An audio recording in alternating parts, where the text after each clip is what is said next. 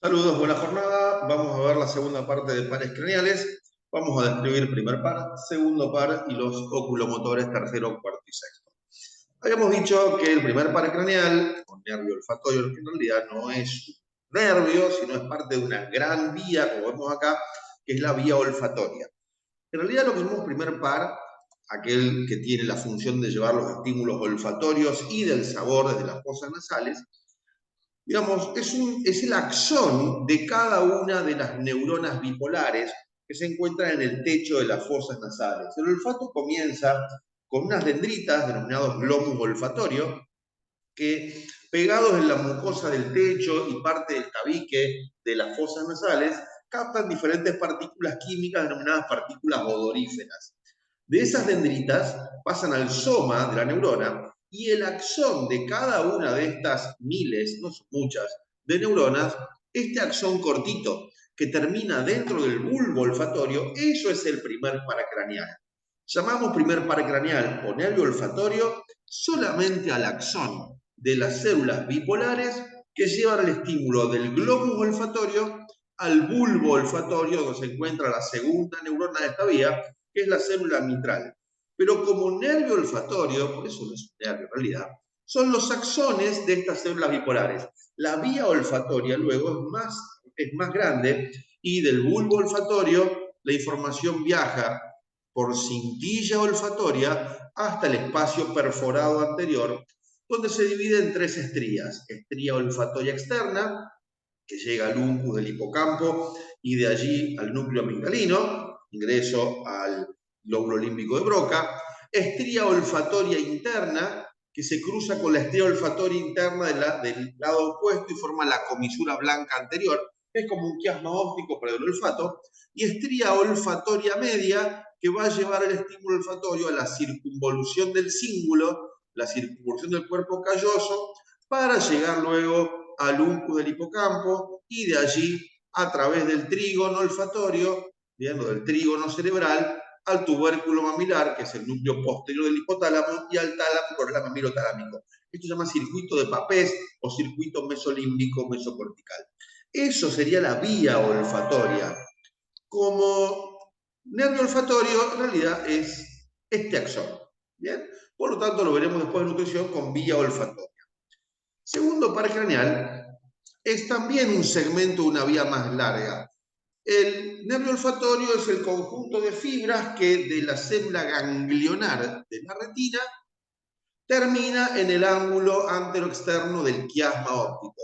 Solamente este segmento es el nervio óptico. Como nervio óptico en realidad no sirve para nada, sino como vía olfatoria, perdón, como vía óptica, que es más compleja, tiene su utilidad. Pero bueno, como nervio óptico es una estructura que, formada por esos axones de las células ganglionares, va a presentar cuatro segmentos.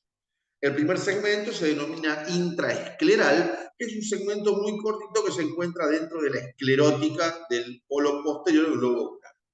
El segundo segmento se llama segmento intraorbitario o retrovulvar, se encuentra dentro de la cavidad orbitaria, desde el polo posterior del globo ocular hasta el agujero óptico.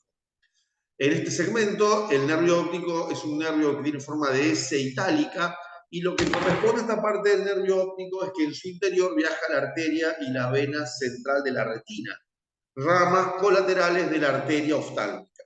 En este segmento, el nervio óptico es el eje donde se van a abrir los músculos extraoculares, los rectos y los oblicuos, y está en relación con las ramas terminales del nervio oftálmico, nervio nasal, nervio lagrimal y nervio frontal, y toma relación con el ganglio ciliar. Entonces, segundo segmento es el segmento intraorbitario del nervio óptico. El tercer segmento se denomina segmento intraductal porque se encuentra dentro del conducto óptico. Dentro del conducto óptico va a tomar relación con la arteria oftálmica, que se encuentra primero por fuera, luego por arriba y luego por dentro del nervio óptico. El cuarto segmento, muy cortito, se llama segmento intraorbitario, en donde toma relación con la arteria carótida interna, toma relación con el tallo de la hipófisis y toma relación con el quiasma óptico. Y ahí termina como nervio óptico.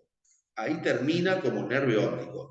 Entonces, nervio óptico es el segmento de la vía óptica que se extiende desde la retina, pasa por 4 segmentos: segmento intraescleral, segmento intraorbitario, segmento intraductal, segmento intracraniano, y termina en el ángulo anteroexterno del quiasma óptico, continuándose por el entrecruzamiento de las fibras de la retina nasal y luego formando parte de la vía óptica de la cintilla óptica.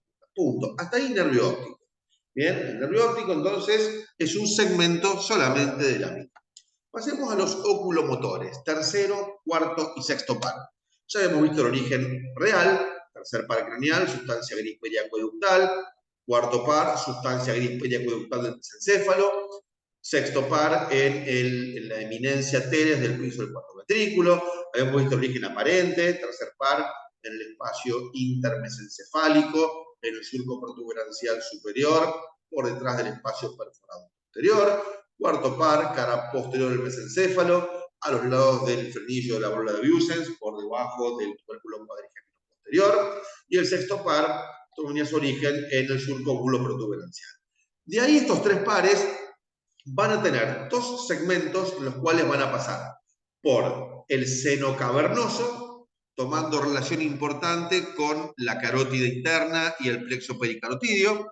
Luego se introducen en la hendidura efenoidal y luego se distribuyen dentro de la cavidad orbitaria por los músculos extra y los músculos intraoculares. Entonces, tercero, cuarto y sexto par. Esto es un corte coronal. Acá vemos quiasma y cintilla óptica, tercer ventrículo, tallo de la hipófisis, cuerpo del efenoides, dura madre que forma el seno cavernoso, techo del seno cavernoso, piso del seno cavernoso. Entonces, el tercer par craneal en el seno cavernoso se divide ya en sus 2 ramas terminales: rama superior y rama inferior. En el techo del seno cavernoso tengo el cuarto par, patético, y por debajo tengo el oftálmico del trigémino.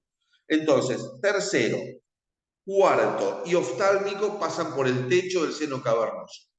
El sexto par pasa por el piso del seno cavernoso, tomando relación con la arteria carótida interna, con la primer parte del sifón carotidio, que es la parte que es horizontal dentro del piso del seno cavernoso. Entonces, relacionen estos 3 pares: el seno cavernoso, tercer y cuarto par en el techo del seno cavernoso, sexto par en el piso junto con la carótida interna. Seguimos, obviamente de un lado y del otro igual, tomando relación hacia afuera con el polo, con la cara medial del lóbulo temporal del cerebro. Vamos a la hendidura efenoidal. Las 2 ramas del tercer par craneal, seguimos en progresión, estas 2 ramas y el sexto par, bien, pasan por la hendidura efenoidal, por la cabeza de la hendidura efenoidal, dentro del anillo de Zinc. Dentro del anillo de Zinc, esto es el anillo de Zinc, tenemos en el conducto óptico, segundo par y arteria oftálmica. Y en la cabeza de la hendidura efenoidal tenemos las 2 ramas del tercer par, el motor ocular externo y la rama nasal del oftálmico. Y por fuera del anillo de Zinc, en la hendidura efenoidal pasa el cuarto par junto con la vena oftálmica, el nervio frontal y el nervio lagrimal. Vamos a agrandarlo para que se vea bien. Entonces, hendidura efenoidal por dentro del anillo de Zinc, las 2 ramas del tercer par, el nervio nasal del oftálmico, el trigémino y el sexto par. Por fuera del anillo de Zinc, cuarto par con la vena oftálmica, nervio nasal, nervio frontal, perdón, y nervio lagrimal del oftálmico. Dentro de la cavidad orbitaria, el tercer par va a inervar al elevador del párpado superior, al recto superior, al recto interno, al recto inferior y al oblicuo menor. Eso inerva el tercer par. Pero a su vez el tercer par lleva fibras vegetativas del núcleo fotomotor de Edinger-Westphal. Es un núcleo parasimpático que permite generar la contracción del músculo ciliar, del músculo constrictor de la pupila, produciendo miosis. Por lo tanto, las fibras vegetativas parasimpáticas preganglionares las trae el tercer par hasta el ganglio ciliar. Las posganglionares las van a llevar los nervios ciliares posteriores, ramas del oftálmico del trigémino, el nervio nasal, van a penetrar dentro de la esclerótica, van a ingresar al músculo ciliar y al músculo constrictor de la pupila. Entonces el tercer par tiene una doble inervación. Inervación motora para el elevador del párpado superior, para el recto superior, para el recto interno y el oblicuo menor y el recto inferior. Y fibras vegetativas parasimpáticas del núcleo fotomotor que llegan hasta el ganglio ciliar y de allí al músculo ciliar y el constrictor de la pupila generando la miosis. El nervio motor ocular externo, bien, el motor ocular externo, el sexto par, va a inervar al recto externo. Y el cuarto par va a inervar al oblicuo mayor. Inerva el músculo que va por el cuarto par, viniendo desde aquí abajo, entrando por la fibra esfenoidal, distribuyéndose en el músculo oblicuo mayor. Bien, estos han sido entonces los pares craneales. Primero, segundo y sexto par. Nos vemos la clase que viene.